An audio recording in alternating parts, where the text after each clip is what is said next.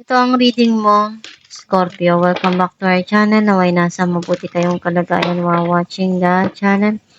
Isa general reading, kayo nang bahalang magpalit-palit ang situation nyo sa reading ko.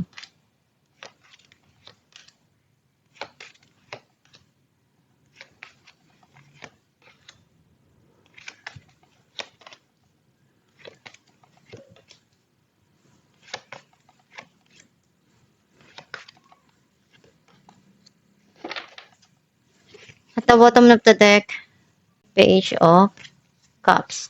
I feel like ang nasa-sense ko na energy mo, nakita ko na andun yung mga pangarap mo na gusto mong maabot, marami kang gustong gawin, pero nakikita mo na napakahirap, hindi ganun kadali.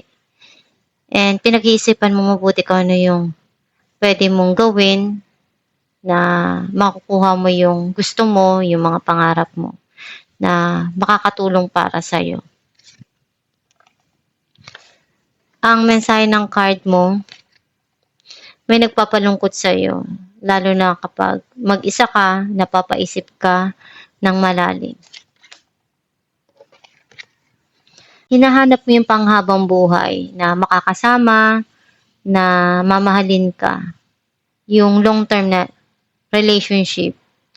Some of you may darating dito na abundance or financial stability. Na magkakaroon ng grow yung iyong pera or yung income mo. Merong nangyari dito na pagsisinungaling or cheating. Some of you, pagtakas or running away sa isang sitwasyon. Or meron ka ditong sinusubukan. You're controlling your feelings, your thoughts, your emotion. Or someone is controlling your life. Gagawin mo lahat na makakaya mo para sa mga pangarap mo. Hindi ka basta-basta magpapatalo. Or meron ka ditong pinaglalaban. Andun yung goal mo. And kung ano yung gusto mo, gagawin mo. Hindi ka susuko basta-basta. Some of you, may gusto na tao na ipakita sa'yo kung gaano siya ka-passionate. Merong darating dito na bagong journey para sa'yo and handa ka na simulan ito.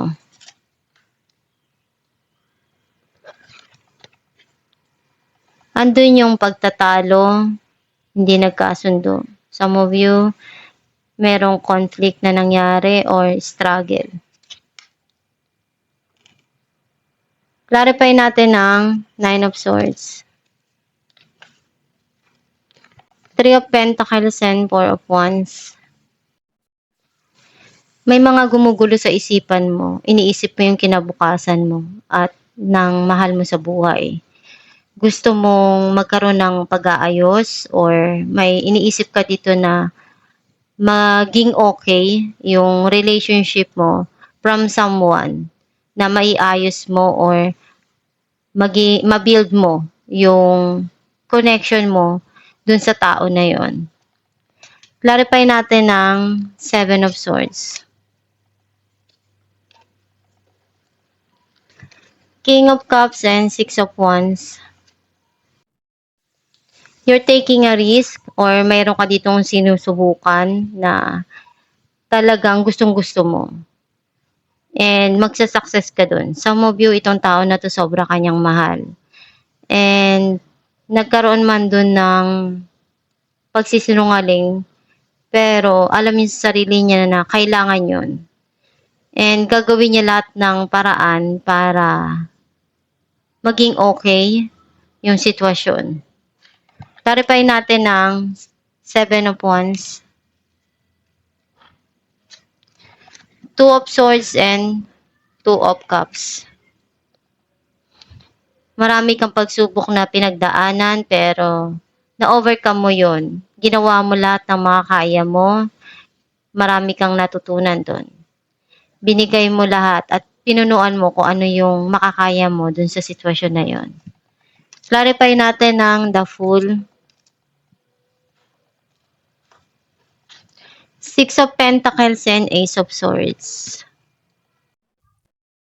Andun yung may bagong idea na ibibigay sa'yo or makakatulong para sa'yo doon sa bago mong journey na sisimulan. And ibinibigay mo lahat ng makakaya mo, kung ano yung meron ka, ibubuhos mo. Clarify natin ang Ten of Pentacles.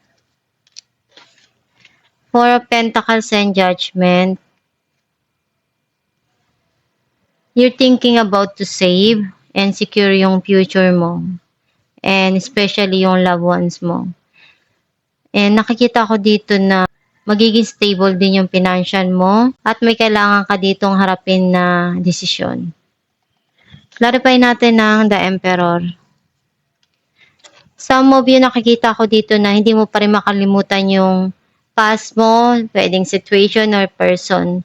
And may hinahanap ka dito na judgment dun sa mga nangyari sa nakaraan. And gusto mong makuha yung long-term na stability sa relationship. Eight of Pentacles and Ten of Cups. Andun yung pagsusumikap mo. Gagawin mo lahat ng makakaya mo para makuha yung gusto mo. And lahat naman ng pagtatrabaho mo, ng mga ginawa mo, at the end, magpe-paid off yan. Binibigay mo lahat para sa mga mahal mo sa buhay. Kung ano yung mga nangyari noon, isipin mo na lang na pagsubok lang yun. Darating din yung panahon na magiging masaya ka din. Clarify natin na ang King of Wands, Eight of Cups and Six of Cups. You want to move on. Some of you, may past person na gustong bumalik sa buhay mo. Or gusto nang makamove on.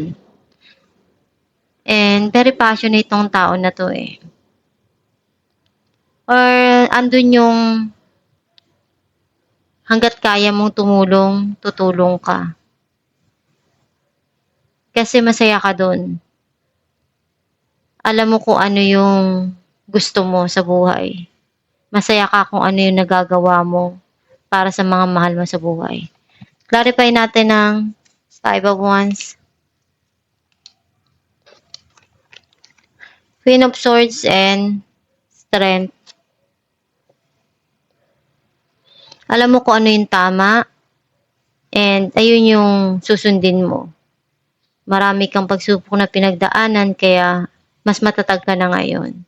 Hindi ka na basta-basta magpapatalo. Alam mo kung ano yung magpapasaya para sa'yo. Alamin natin kung ano mensahe ng iyong gabay. Relationship. Your primary relationship is with yourself and God, and every other relationship follows from there.